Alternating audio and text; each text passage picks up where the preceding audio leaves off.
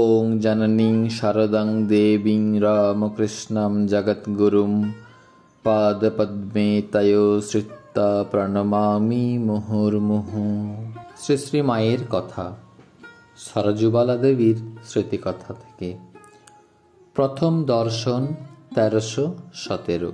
কলিকাতা পটলডাঙ্গার বাসায় শুক্রবার সকালে শ্রীমান বলে গেল, কাল শনিবার মায়ের শ্রীচরণ দর্শন করতে যাব, আপনি তৈরি হয়ে থাকবেন। কাল তবে মায়ের দর্শন পাব। সারা রাত আমার ঘুমই এলো না। আজ ১৩১৭ সন, প্রায় ১৪-১৫ বৎসর হয়ে গেল কলিকাতায় আছি। এতকাল পরে মায়ের দয়া হলো কি? এতদিনে কি সুযোগ মিলল? পরদিন বৈকালে গাড়ি করে সুমতিকে ব্রাহ্ম বালিকা বিদ্যালয় হতে নিয়ে শ্রী শ্রী মায়ের শ্রীচরণ দর্শন করতে চললুম। কি আকুল আগ্রহে গিয়েছিলুম তা ব্যক্ত করার ভাষা জানি না।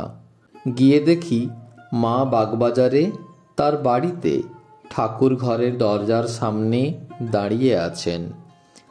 এক পা চৌকাঠের উপর, অপর পা পাপোশখানির ওধারে। মাথায় কাপড় নেই, বাঁ হাতখানি উঁচু করে দরজার উপরে রেখেছেন, ডান হাতখানি নিচুতে। গায়েরও অর্ধাংশে কাপড় নেই, এক দৃষ্টে তাকিয়ে আছেন। গিয়ে প্রণাম করতেই পরিচয় নিলেন। সুমতি বললে, আমার দিদি। সে পূর্বে কয়দিন গিয়েছিল। তখন মা একবার আমার দিকে চেয়ে বললেন, এই দেখো মা, এদের নিয়ে কি বিপদে পড়েছি। ভাইয়ের বউ, ভাইজি, রাধু সব জ্বরে পড়ে। কে দেখে কে কাছে বসে ঠিক নেই। বসো, আমি কাপড় কেচে আসি। আমরা বসলুম।